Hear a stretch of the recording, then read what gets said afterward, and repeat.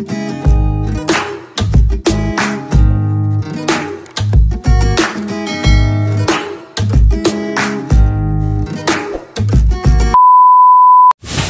yun nga guys, sobrang hangin na naman.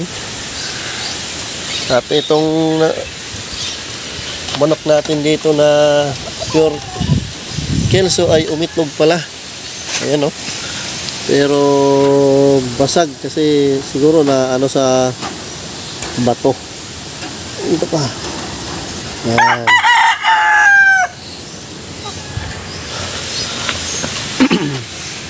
Sumabit siguro sa bato. O kaya saan to tumama.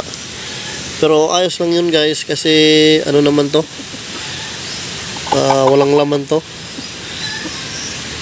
Yan o. So itong mga ganitong shell guys, no, itatabi natin to para pag nag-start tayo ng breeding, tamang tama matuyo naman to. Tapos gagamitin natin to, ipapakain natin to sa kanila, pampalakas ng shell din ng itlog. Siyempre alam mo naman natin na maganda itong ano, pampaganda din ng itlog. Ang tawag doon, basta maganda siya sa ano, sa itlog.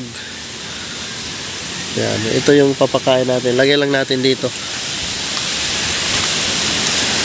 Yan, ito ka muna. Itlog pala siya.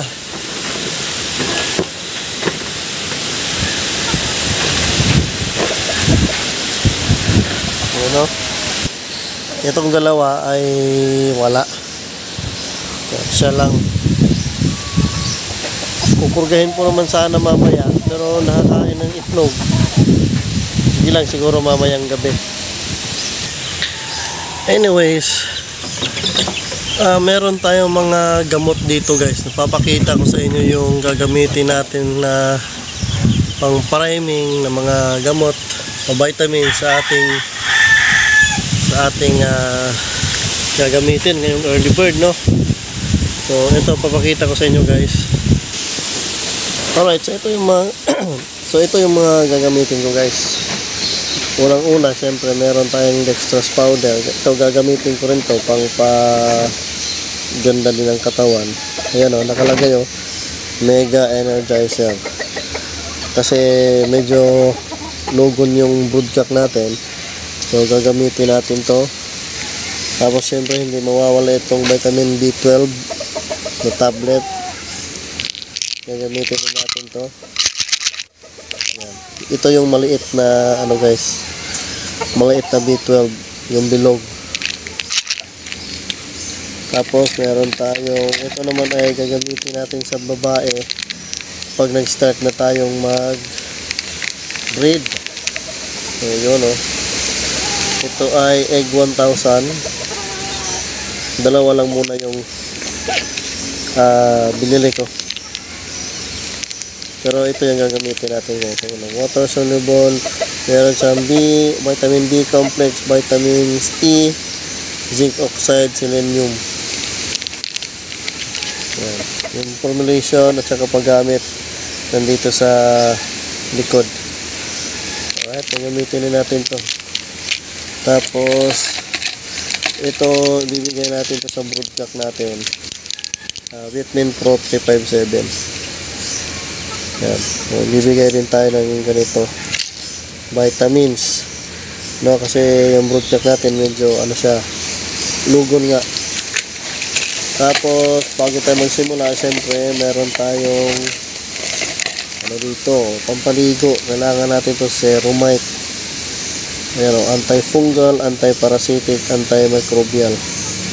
So kailangan mo nang paliguan sila kasi para mawala yung mga kuto, para ano naman, para komportable naman sila sa kanilang pangingitlog, para wala silang maging problema. Serumite.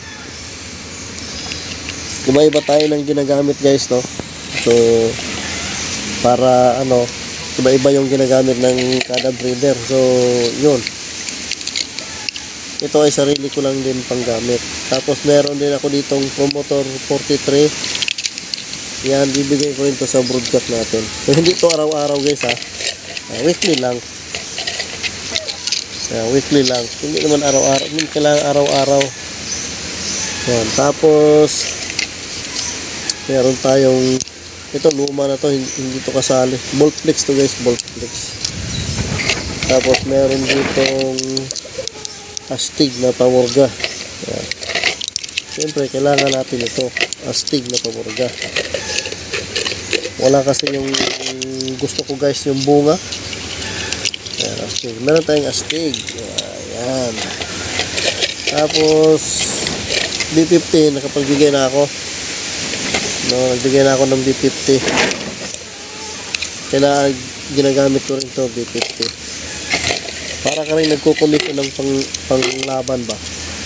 Ito, Red Gel Forte, meron din ako dito. Ito, mga luma ko na to dito. Tapos, hindi ko to gagamitin na Red Gel Forte. Tapos, pang bacterial flushing, Amtil. Yan. Siyempre, ang unang-una natin gagawin naman dyan ay mag-pupurga tayo. Siyempre, pupurga. Ito, astig first. Tapos, pagkatapos magpurga, paligo. Tapos, bacterial flushing. Yan. Tapos, magbigay tayo ng vitamin C sa babae. Dito, gagamitin ko rin to para sa babae. Kulang pa to. Magbigay tayo ng vitamins. Ayan, sa lalaki. At syempre, kailangan din natin to. 1,000 para sa babae. Ayan. Dextrose powder, ihalo ko sa pagkain. Tapos ito, pwede ko itong araw-araw na gamitin. Para sa isang buong breeding na para ubusin ko to sa isang buong early bird na breeding araw-araw. So yun lang guys yung gagamitin natin. Yan, konti lang, iba-iba naman tayo ng ginagamit ng mga gamot. So ito yun lang yung aking gagamitin. So yun guys, thank you.